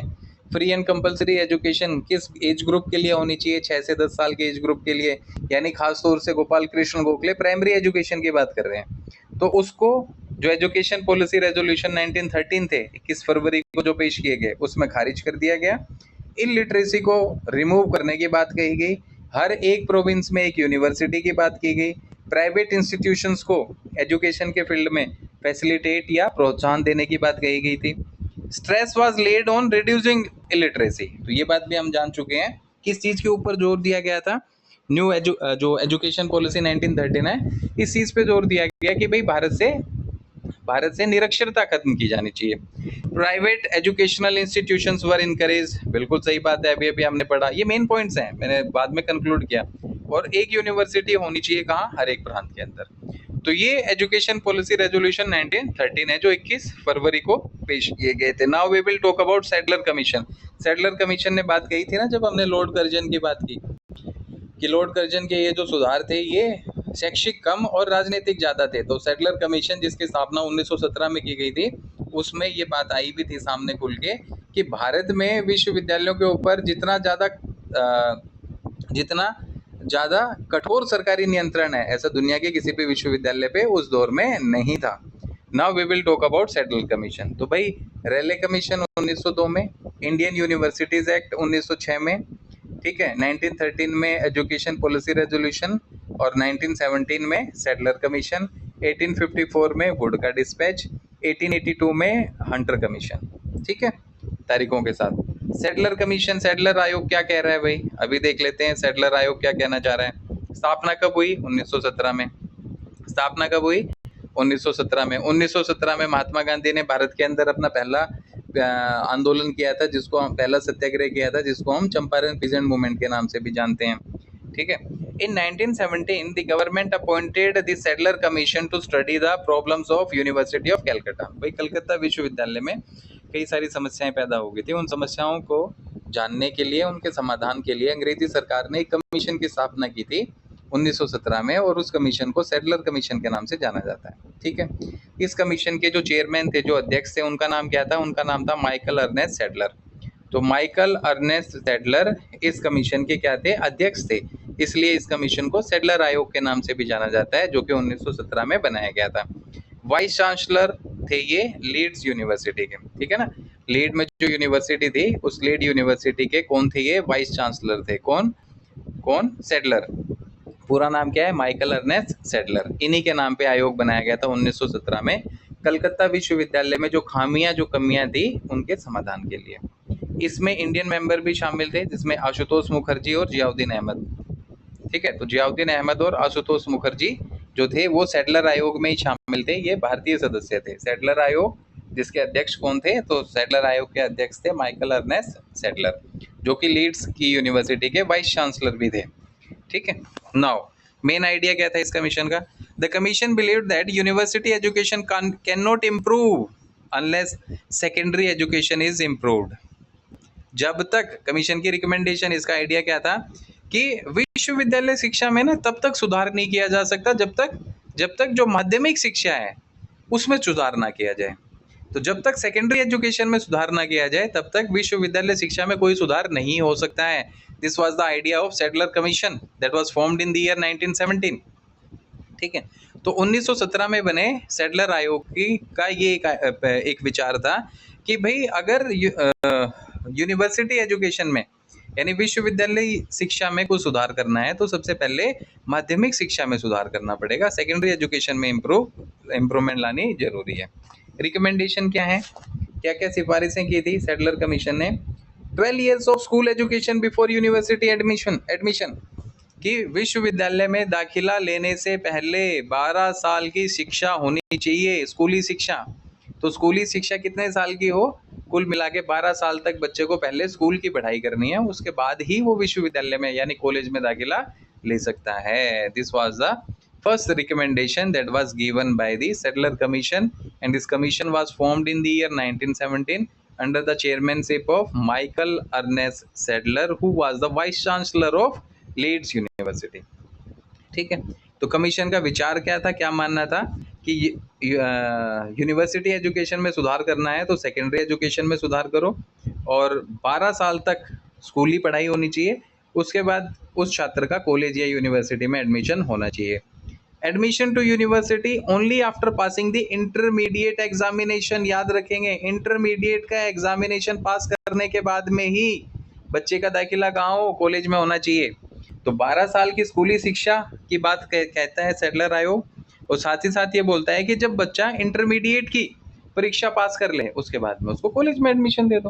तो भाई ये कॉमन सी बात है, आज भी ऐसा ही है। Separate intermediate college should be established. वाह जी वाह।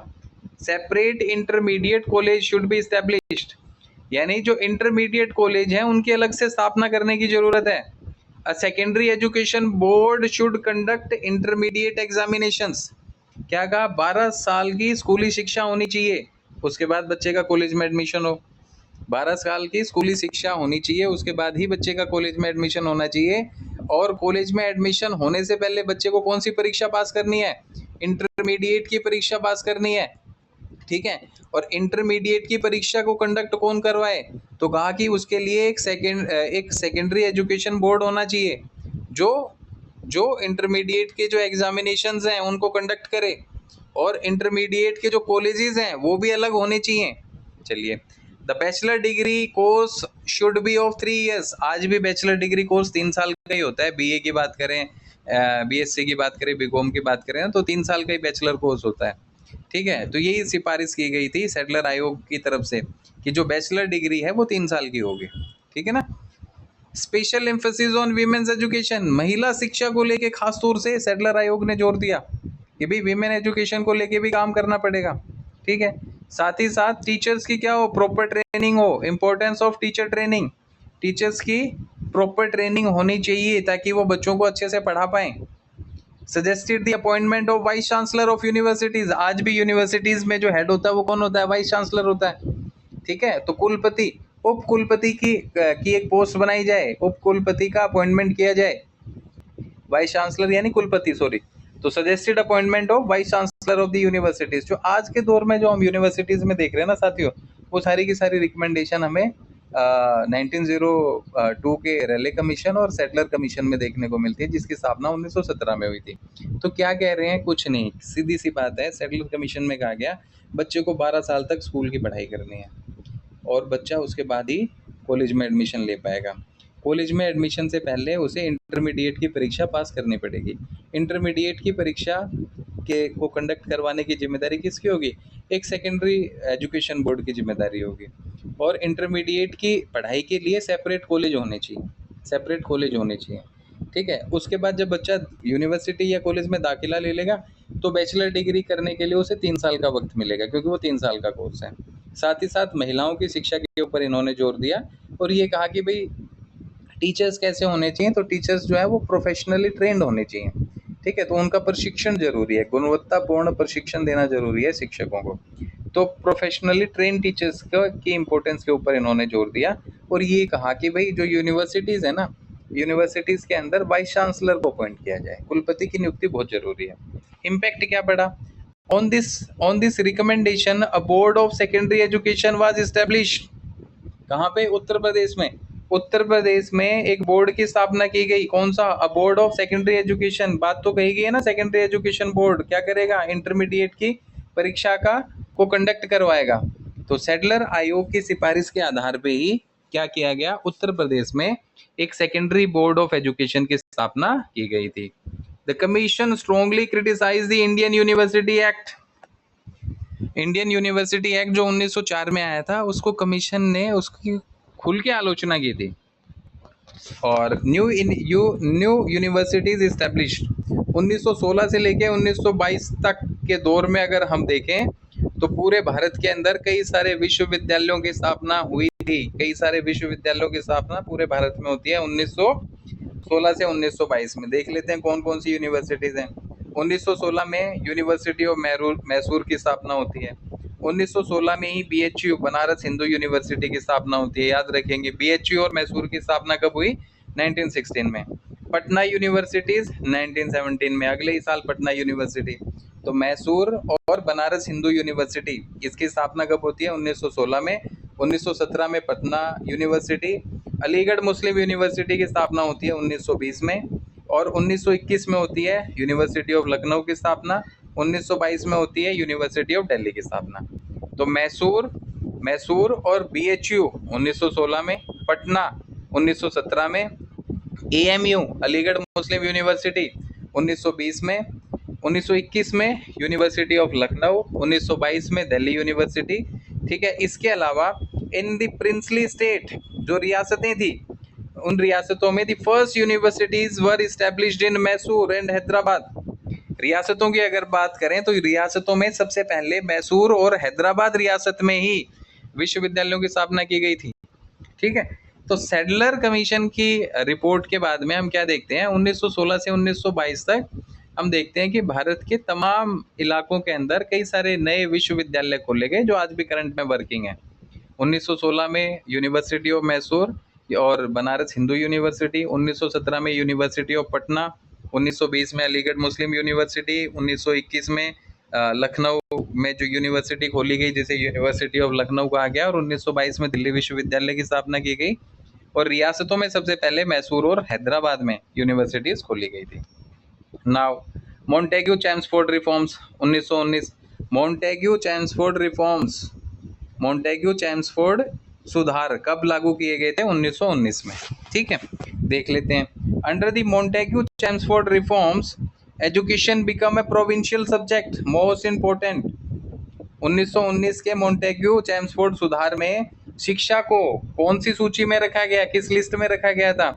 तो शिक्षा को प्रोविंशियल यानी प्रांतीय सूची में शामिल किया गया था। यानी एजुकेशन के ऊपर सारे के सारे काम कौन करेगा? एजुकेशन को लेके प्रांतों की जो सरकारें हैं वो सारा का सारा काम करेंगे। ठीक है, education was placed under the control of elected provincial ministers. प्रांतों में जो सरकारें होंगी उन सरकारों के अधीन ही शिक्षा होगी और प्रांत की सरकारें ही शिक्षा को लेकर ठोस कदम उठाएंगी। इसमें सेंटर का कोई रोल नहीं है। ये बात कौन से एक्ट में कही गई थी? कौन से सुधार में कही गई थी? तो भाई ये मॉन्टेग्यू चैम्सफोर्ड रिफॉर्म में कही गई थी कि एजुकेशन जो है वो कैसा किसका मुद्दा है, किसका विषय है? तो प्रोविंशियल लिस्ट का हिस्सा है। यानी जो सरकार प्रांतों में होंगी वही अलग अलग प्रांतों की सरकार अपने अपने प्रांतों में शिक्षा को लेकर ठोस कदम, कोई नई नीति, नया कानून बना सकती है। ठीक है, the central government grants for education were stopped. और केंद्र की जो सरकारें एजुकेशन को लेके जो भी ग्रांट्स दे रही हैं उन्हें अब रोक दिया जाएगा। अब ये सारा का सारा अरेंजमेंट किसको करना है? प्रांतों की सरकारों को करना है, प्रोविंशियल गवर्नमेंट्स को करना है। So these were the reforms that were introduced in the Montagu Chelmsford reforms. Now we will talk about the committee, that is Hartog committee, that was formed in the year 1929. Hartog समिति की स्थापना 1929 में। चलिए चलते हैं वापस। 1902 में Thomas रेले commission, 1904 में इंडियन यूनिवर्सिटीज एक्ट, 1904 में इंडियन यूनिवर्सिटीज एक्ट, 1910 में गोपाल कृष्ण गोखले की रिकमेंडेशन, 1913 में एजुकेशन पॉलिसी रेजोल्यूशन, 1917 में सैडलर आयोग, 1882 में डब्ल्यू हंटर कमीशन, 1854 में चार्ल्स वुड का डिस्पैच, 1854 में चार्ल्स वुड का डिस्पैच। ठीक है। अब 1929 में आ गया, शिक्षा के क्षेत्र में एक और कमेटी की स्थापना की गई थी जिसको कहा जाता है हार्टोग कमेटी 1929। लीजिए जी, 1929 का ना इतिहास में अपने आप में एक बड़ा महत्व है। 1929 में कांग्रेस का लाहौर में एक अधिवेशन होता है और इस अधिवेशन की अध्यक्षता जवाहरलाल नेहरू साहब ने की थी। ठीक है। और इस अधिवेशन का आयोजन किया गया था रावी नदी के किनारे। ठीक है, जवाहरलाल नेहरू की अध्यक्षता में। और इसी अधिवेशन में पहली बार भारत के लिए पूर्ण स्वतंत्रता की बात कही गई थी। ठीक है, कंप्लीट इंडिपेंडेंस की डिमांड की गई थी, पूर्ण स्वराज की बात की गई थी। जिस अधिवेशन में बात की गई थी वो अधिवेशन था लाहौर अधिवेशन, जिसके अध्यक्ष थे जवाहरलाल नेहरू। इस अधिवेशन का आयोजन जिस नदी के किनारे किया गया था वो थी रावी नदी। एक तो इसमें कंप्लीट इंडिपेंडेंस की बात कही गई थी, साथ ही साथ इसी अधिवेशन में डिसाइड किया गया था कि आने वाली 26 जनवरी को हम लोग क्या करेंगे, पहला स्वतंत्रता दिवस मनाएंगे। ठीक है, तो 26 जनवरी 1930 के दिन, 26 जनवरी 1930 के दिन पूरे भारत के अंदर पहला स्वतंत्रता दिवस मनाया गया था।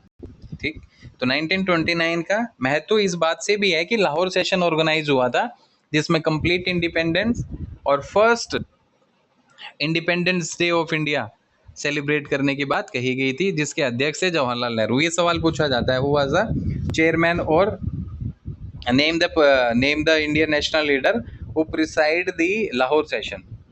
उन भारतीय, मतलब सीधा सवाल आता है, लाहौर अधिवेशन की अध्यक्षता किसने की थी? जवाहरलाल नेहरू ने। लाहौर अधिवेशन में का सबसे बड़ा अहम डिमांड क्या थी? तो सबसे बड़ा योगदान या मांग ये थी कि इसी में डिसाइड किया था कांग्रेस ने कंप्लीट इंडिपेंडेंस की, भाई पूर्ण आज़ादी से कम हम किसी भी बात के ऊपर कोई भी चर्चा अंग्रेजों के साथ नहीं करेंगे। तो 1929 में क्या किया गया, एक समिति की स्थापना की गई थी जिसे हार्टोग कमेटी कहते हैं। अब इसके बारे में पढ़ते हैं। इन 1929 the government appointed the Hartog committee. तो सरकार ने, अंग्रेजी सरकार ने क्या किया, 1929 में हार्टोग समिति की स्थापना की थी। चेयरमैन कौन था? The chairman was Philip Hartog. Hartog committee का चेयरमैन कौन है? Philip Hartog. कब इसकी स्थापना की गई? 1929 में। कब स्थापना की गई थी? 1929 में। इस टाइम गवर्नर जनरल कौन है? तो Lord Irwin was the governor general of India at that time, Lord Irwin. The committee was form to stop the decline in the quality of education. क्यों स्थापना की गई थी? शिक्षा के क्षेत्र में लगातार गिरावट देखने को मिल रही थी। ठीक है, शिक्षा के क्षेत्र में लगातार गिरावट देखने को मिल रही थी, यानी क्वालिटी एजुकेशन की अगर बात करें तो लगातार एजुकेशन की क्वालिटी घटती जा रही थी। उसमें सुधार करने के लिए और शिक्षा की जो गुणवत्ता लगातार गिर रही थी उसको रोकने के लिए 1929 में एक समिति की स्थापना की गई थी जिसे हार्टोग समिति कहा जाता है, जिसके चेयरमैन, जिसके अध्यक्ष थे फिलिप हार्टोग। और जब ये कमेटी स्थापित की गई थी तो भारत में गवर्नर जनरल था लॉर्ड इरविन। ठीक है, मेन रिकमेंडेशंस क्या है? Give more importance to primary education. Hartog committee ने भी किसको ज्यादा इंपॉर्टेंस दी? प्राथमिक शिक्षा। प्राथमिक शिक्षा के ऊपर जोर दिया हार्टोग कमेटी ने। The committee did not support compulsory primary education. देखो, गोपाल कृष्ण गोखले साहब ने कहा था फ्री और कंपल्सरी प्राइमरी एजुकेशन होनी चाहिए 6 to 10 ईयर्स के एज ग्रुप के लिए, जिसको एजुकेशन पॉलिसी रेजोल्यूशन 1913 में भी डिनाई किया गया। इसके अलावा सैडलर आयोग में भी कोई बात नहीं की गई और हार्टोग कमेटी ने भी इस मसले के ऊपर कोई भी बात नहीं की, उन्होंने भी इस प्रपोजल को रिजेक्ट कर दिया। तो प्राइमरी एजुकेशन को इम्पोर्टेंस दे रहे हैं लेकिन कंपलसरी प्राइमरी एजुकेशन के प्रपोजल को एक्सेप्ट ही नहीं कर रहे हैं। Rural student should receive education up to the middle school level. इसमें यह बात कही गई कि कम से कम मिडिल स्कूल लेवल तक की शिक्षा ग्रामीण विद्यार्थियों को दी जानी चाहिए। हर एक ग्रामीण विद्यार्थी मिडिल स्कूल यानी 8वीं तक की जो शिक्षा है उसको तो प्राप्त कर पाए। Instead of sending all student to colleges, they should be given the vocational and industrial education. बहुत इंपॉर्टेंट पॉइंट है। Hartog committee, Philip Hartog, 1929, governor general Lord Irwin, primary education के ऊपर जोर दिया, कंपलसरी प्राइमरी एजुकेशन की बात को reject किया और कहा कि हर एक ग्रामीण बच्चे का मिडिल स्कूल तक की पढ़ाई करना जरूरी है। उसको ऐसी व्यवस्था की जाए कि वो मिडिल स्कूल तक की पढ़ाई कर पाए। उसके बाद इसमें ये बात कही कि सारे के सारे विद्यार्थी कॉलेज में जाएं और वहाँ की एजुकेशन लिए ये जरूरी नहीं है, बल्कि क्या किया जाना चाहिए, बल्कि ये किया जाना चाहिए कि कुछ एक को कॉलेज की तरफ डाइवर्ट कर दो और कुछ एक को वोकेशनल एजुकेशन, व्यावसायिक शिक्षा के फील्ड में उतारो, उन्हें किसी न किसी स्किल में ट्रेंड करो ताकि वो अपना जीविकोपार्जन कर पाए। और इंडस्ट्रियल एजुकेशन, औद्योगिक शिक्षा और व्यावसायिक शिक्षा दी जानी चाहिए। तो ये इंपॉर्टेंट पॉइंट है सबसे ज़्यादा। University education should be given only to deserving and capable student, यानी यूनिवर्सिटी सभी के लिए नहीं है। गांव के बच्चे को कम से कम मिडिल स्कूल तक की पढ़ाई करवाओ, उसके बाद में जो कैपेबल हैं उन्हें आगे की पढ़ाई करवाते हुए यूनिवर्सिटीज़ तक पहुंचा दो, और बाकी जो हैं जिनमें बहुत ज़्यादा चार्म नहीं है उनको स्किल डेवलपमेंट के लिए वोकेशनल एजुकेशन और इंडस्ट्रियल एजुकेशन के फील्ड में उतार दो, ताकि वो इन शिक्षाओं को ग्रहण करके कोई ना कोई अपने अंदर एक स्किल, एक कौशल का विकास करें और उसके आधार पे अपना जीवन यापन करते रहें। तो सभी को कॉलेजेस में भेजना जरूरी नहीं है। ये बात किसने कही? हार्टोग कमेटी ने कही थी। फिलिप हार्टोग इसके चेयरमैन थे। 1929 में ये बनी थी। क्वालिटी एजुकेशन की क्वालिटी को इम्प्रूव करने के लिए इसको बनाया गया था। ठीक है। Now central advisory board of education CABE, इसकी स्थापना की जाए। रिकमेंडेशन किसकी है? CABE की स्थापना की जाए। ये रिकमेंडेशन किसकी है? हार्टोग कमेटी की है, जिसकी स्थापना 1929 में हुई थी। फिलिप हार्टोग जिसके हेड थे, जो कहता है कि प्राइमरी एजुकेशन का खास ध्यान रखा जाए, पर कंपलसरी प्राइमरी एजुकेशन का हमारे पास कोई स्कोप नहीं है। हर एक ग्रामीण बच्चे को मिडिल स्कूल तक तो शिक्षा दी जानी चाहिए। उसके बाद जो कैपेबल हैं वो आगे की पढ़ाई करते हुए यूनिवर्सिटीज़ पहुँचे और बाकियों को इंडस्ट्रियल और वोकेशनल एजुकेशन दी जाए। इसी हार्टोग कमेटी की एक रिकमेंडेशन ये थी कि CABE की स्थापना की जाए। CABE क्या है? CABE है central advisory board of education. ठीक है, केंद्रीय सलाहकार बोर्ड, शिक्षा का केंद्रीय सलाहकार बोर्ड, इसकी स्थापना की जाए। तो central advisory board of education was first is establish in 1920। 1920 में इसकी स्थापना पहले ही की जा चुकी थी, पहले भी की जा चुकी थी, लेकिन 1923 में इसे भंग कर दिया गया था। सो अगर ये पूछ लिया जाए कि CABE क्या है भाई, तो central advisory board of education है। पूछ लिया जाए कब इसकी स्थापना की गई, तो 1930 में पहली बार इसकी स्थापना की गई थी। इसको भंग कब किया गया था? तो पहली बार 1923 में इसे खत्म कर दिया गया था, इसे डिसोल्व कर दिया गया था, भंग कर दिया गया था। ठीक है, इसको भंग कर दिया गया था। लेकिन 1935 में दोबारा से CABE, central advisory board of education की स्थापना 1935 में फिर से की गई थी। और ये दोबारा जब इसकी स्थापना की गई तो ये की गई थी हार्टोग कमेटी की रिकमेंडेशन के बेस पे, याद रखेंगे।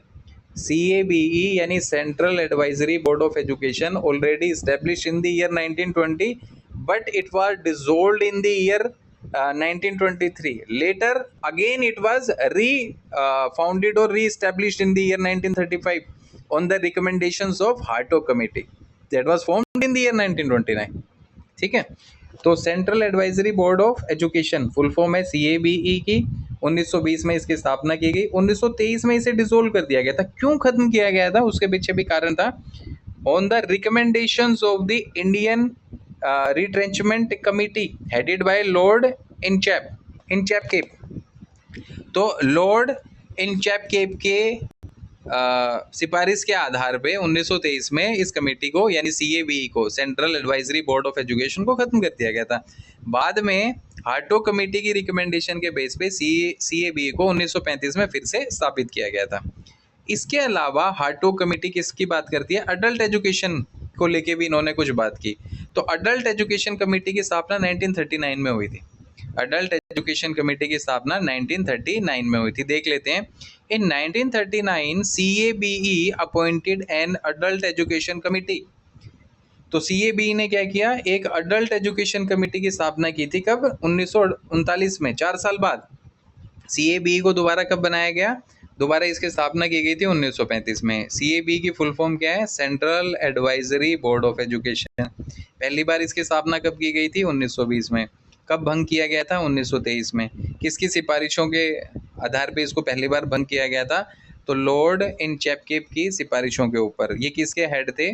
सो he was the head of the Indian retrenchment committee. Indian retrenchment committee के हेड थे लॉर्ड इंचकैप, और इनकी सिफारिश के आधार पे CABE को 1923 में डिसोल्व कर दिया गया था, खत्म कर दिया, भंग कर दिया गया था। बाद में हार्टोग कमेटी की सिफारिश पे CABE को 1935 में फिर से इस्टेब्लिश किया गया, और इसी CABE की रिकमेंडेशन, सिफारिश के आधार पे 1939 में अडल्ट एजुकेशन कमीशन की स्थापना की गई थी। अडल्ट एजुकेशन कमेटी की समिति की स्थापना की गई थी, और इसके जो चेयरमैन थे वो कौन थे? Syed Mahmood was the chairman of adult education committee that was formed in the year 1939. तो अडल्ट एजुकेशन समिति की स्थापना कब हुई? 1939 में। इसके चेयरमैन कौन थे? सैयद महमूद थे इसके चेयरमैन, और इसकी स्थापना CABE की रिकमेंडेशन पे हुई थी। Its aim was to fight illiteracy, और इसका एम क्या था, उद्देश्य क्या था किसका? अडल्ट एजुकेशन कमेटी का, कि जो निरक्षरता है उसको भाई खत्म करना है। निरक्षरता को क्या करना है? खत्म करना है।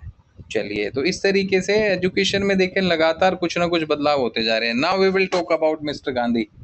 अब हम महात्मा गांधी जी की बात करेंगे। 1937 में Wardha scheme of basic education, ठीक है, जो मौलिक शिक्षा है या जो प्रारंभिक शिक्षा है, उसको लेके 1937 में हम वर्धा योजना के बारे में पढ़ते हैं, ठीक है ना। तो वर्धा योजना कब आई? 1937 में। चलिए फिर से चलते हैं।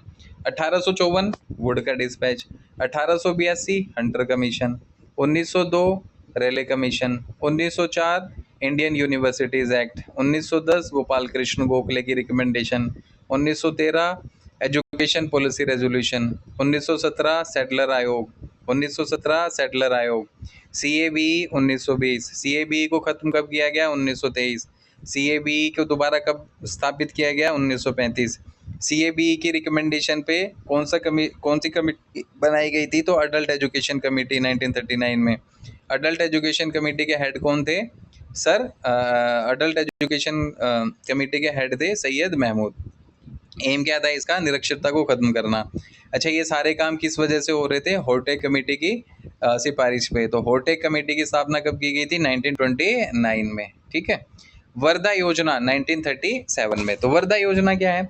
इन 1937 Mahatma Gandhi published articles on education in his newspaper Harijan. Harijan एक न्यूज़पेपर था। इस न्यूज़पेपर, ये न्यूज़पेपर किसका था? श्रीमान गांधी जी का, महात्मा गांधी का ये न्यूज़पेपर था। 1937 में महात्मा गांधी ने कई सारे आर्टिकल्स अपने न्यूज़पेपर हरिजन में पब्लिश किए थे। इन अक्टूबर 1937 at the all India education conference in Wardha, Gandhi presented the Wardha scheme of basic education, ठीक है। अक्टूबर 1937 में गांधी जी ने वर्धा योजना को पेश किया था, ठीक है। वर्धा योजना को पेश किया था। वर्धा में ऑल इंडिया एजुकेशन कॉन्फ्रेंस हुई थी, ऑल इंडिया, ठीक है ना। अखिल भारतीय शिक्षा सम्मेलन हुआ था वर्धा में। इस अखिल भारतीय शिक्षा सम्मेलन में महात्मा गांधी जी ने, जो कि अक्टूबर 1937 में हुआ था, तो इस अखिल भारतीय शिक्षा सम्मेलन जो कि वर्धा में अक्टूबर 1937 में हुआ था, इसमें महात्मा गांधी जी ने प्रारंभिक शिक्षा को लेकर अपना जो भी प्रस्ताव था उसको पेश किया था, ठीक है। और ये जो प्रारंभिक शिक्षा यानी जो बेसिक एजुकेशन है, इस आइडिया को सजेस्ट करने वाले जो इंसान थे उनका नाम था जवाहरलाल नेहरू। जवाहरलाल नेहरू ने ही ये आइडिया सजेस्ट किया था बेसिक एजुकेशन का। Zakir Hussain committee submitted the detailed report on 22 दिसंबर 1937। और ये जो बेसिक एजुकेशन थी, इस बेसिक एजुकेशन को लेके जो डिटेल्ड रिपोर्ट थी, वो detailed report Zakir Hussain committee ने सबमिट की थी 2 अक्टूबर 1937 को। तो अक्टूबर 1937 में क्या हुआ? ऑल इंडिया एजुकेशन कॉन्फ्रेंस जो कि वर्धा में आयोजित की गई थी, इसमें महात्मा गांधी जी ने प्रारंभिक शिक्षा को लेकर अपने जो भी प्रस्ताव थे उनको पेश किया था। इसका आइडिया सजेस्ट करने वाले जवाहरलाल नेहरू थे, और इस पूरे के पूरे मॉडल के ऊपर काम करने वाली जो कमेटी थी वो जाकिर हुसैन कमेटी थी, जिस जिसने 2 अक्टूबर 1937 को अपनी रिपोर्ट पेश की गई थी। क्या मेन प्रिंसिपल्स थे, क्या मेन प्रिंसिपल्स थे वर्धा कमीशन के, तो भाई पढ़ लेते हैं। वर्धा योजना, वर्धा योजना जो थी, इसके मुख्य बिंदु क्या हैं? तो मुख्य बिंदुओं में सबसे पहला क्या है, पहला सिद्धांत क्या था? Free and compulsory education for 7 years. लो जी, गोपाल कृष्ण गोखले साहब ने 1910 में बात कही थी, free and compulsory primary education for the age group of 6 to 10 years, है ना। तो वर्धा स्कीम में भी ये बात रखी गई कि फ्री और कंपलसरी एजुकेशन होनी चाहिए 7 सालों के लिए, ठीक है। अच्छा, एजुकेशन, एजुकेशन का मीडियम क्या हो? तो गांधी जी ने कहा कि education should be provided in the mother tongue, मातृभाषा में ही शिक्षा दी जानी चाहिए। और 7 साल की जो स्कूली शिक्षा है, यानी जो प्रारंभिक शिक्षा है, वो कैसी होनी चाहिए? फ्री एंड कंपलसरी होनी चाहिए। ये बात किसने कही? महात्मा गांधी जी ने। कहाँ कही? वर्धा में। वर्धा में, जिसको हम बेसिक एजुकेशन का मॉडल भी कहते हैं, महात्मा गांधी जी को, जिस जो सजेस्ट किया था जवाहरलाल नेहरू ने, और जिसके ऊपर डिटेल रिपोर्ट तैयार की थी जाकिर हुसैन कमेटी ने। तो गांधी जी क्या कहते हैं कि फ्री एंड कंपलसरी एजुकेशन हो 7 साल के लिए, और एजुकेशन जो है वो मदर टंग में, मातृभाषा में ही शिक्षा दी जानी चाहिए। Student should learn through craft and productive work, ठीक है। जो विद्यार्थी हैं वो लर्निंग बाय डूइंग करके एजुकेशन को एक्सेप्ट करें भाई, ग्रहण करें, ठीक है ना। एजुकेशन कैसे मिले? बच्चे सीखेंगे कैसे? जो वो खुद करके देखेंगे। तो महात्मा गांधी जी ने ये क्या कहा कि जो स्टूडेंट्स हैं उन्हें कैसे सिखाया जाए? उन्हें क्राफ्ट के माध्यम से सिखाया जाए, उन्हें प्रोडक्टिव यानी उत्पादनकारी कार्य करके सिखाया जाए, शिल्प कला के माध्यम से सिखाया जाए। तो क्राफ्ट एंड प्रोडक्टिव वर्क के आधार पे विद्यार्थियों को सिखाने का काम किया जाए। Important should be given to vocational education, और साहब ने क्या कहा कि व्यावसायिक शिक्षा बच्चों को दी जानी चाहिए। तो वर्धा कमीशन के मेन प्रिंसिपल्स क्या थे? एक तो था फ्री एंड कंपलसरी एजुकेशन हो 7 सालों के लिए, दूसरा एजुकेशन का मीडियम मदर टंग होना चाहिए, तीसरा वोकेशनल यानी व्यावसायिक शिक्षा के ऊपर महात्मा गांधी जी ने वर्धा में जोर दिया था। साथ ही साथ ये कहा कि बच्चे लर्निंग बाय डूइंग करके सीखे, यानी बच्चों को क्राफ्ट यानी शिल्प और उत्पादनकारी कार्य करके सिखाया जाए। तो ये वर्धा सम्मेलन में बातें रखी गई थी महात्मा गांधी जी के द्वारा।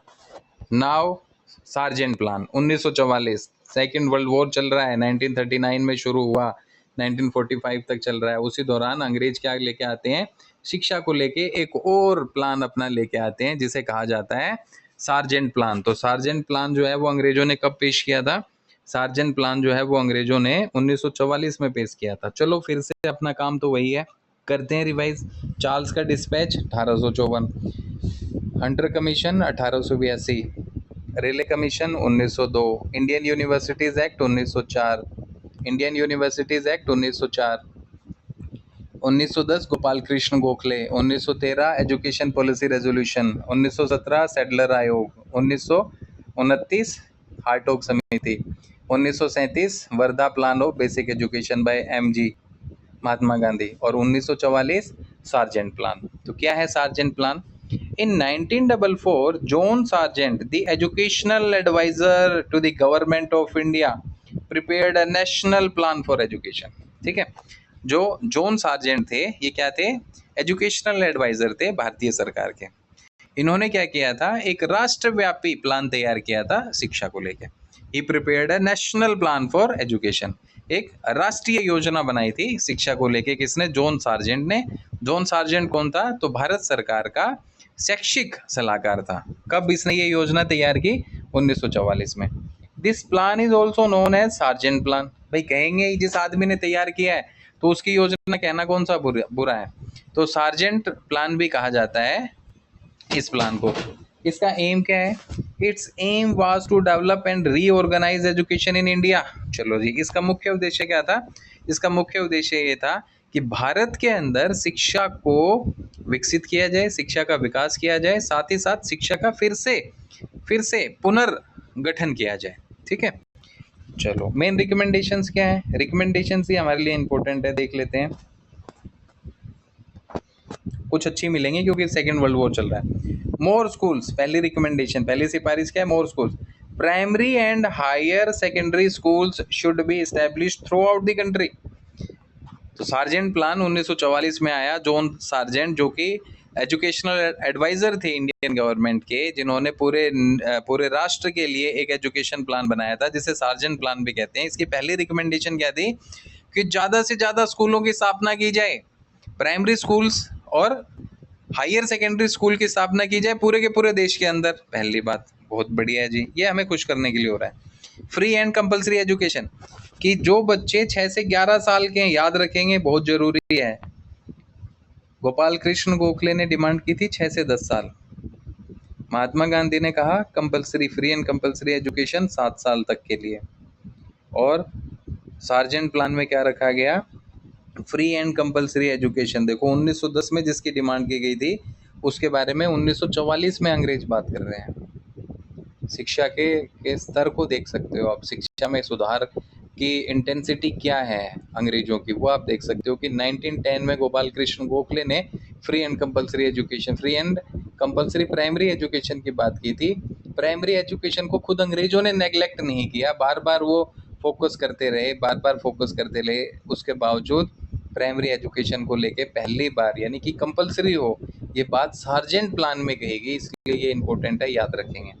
Free and compulsory education, children age 6 to 11 years should receive free and compulsory education. यानी प्राइमरी एजुकेशन को कंपलसरी किस प्लान में किया गया था, सार्जेंट प्लान में। और इसमें क्या रखा गया कि 6 से 11 साल के बच्चों के लिए निःशुल्क शिक्षा होगी, और हर 6 से 11 साल के हर एक बच्चे को एजुकेशन मिलनी चाहिए, इस बात की व्यवस्था अंग्रेजी सरकार भारत में करेगी।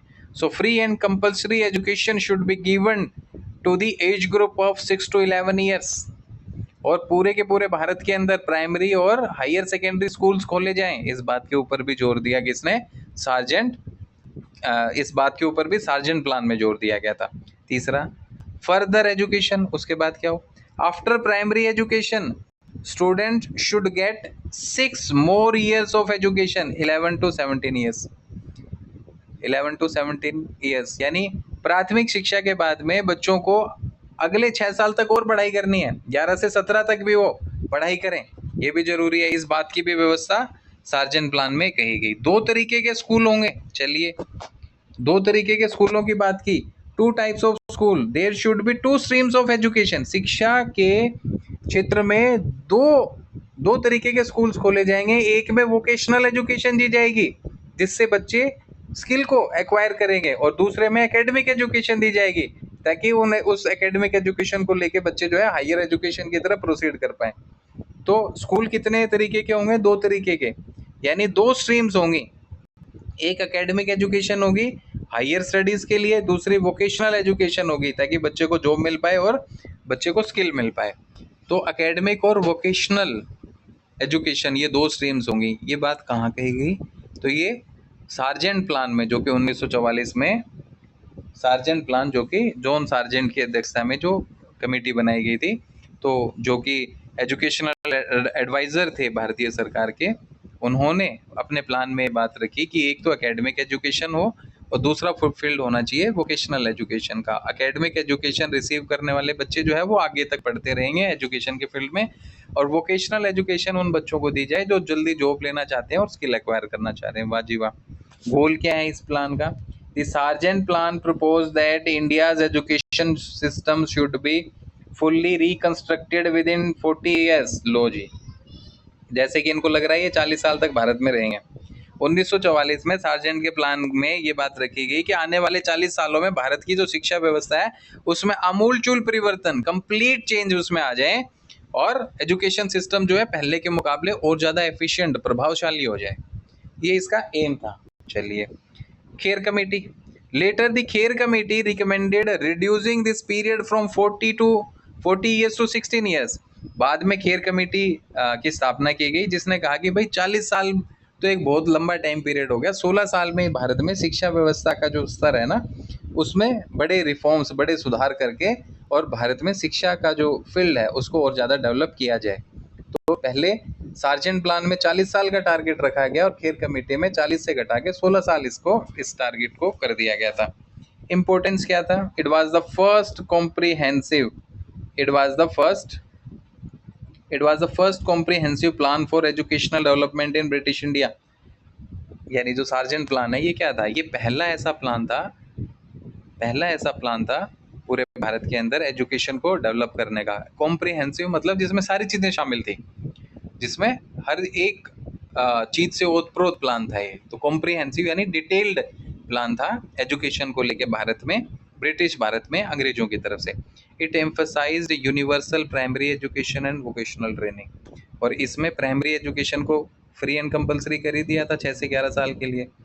उसके बाद 11 से 17 यानी अगले 6 सालों की पढ़ाई की भी व्यवस्था की गई थी।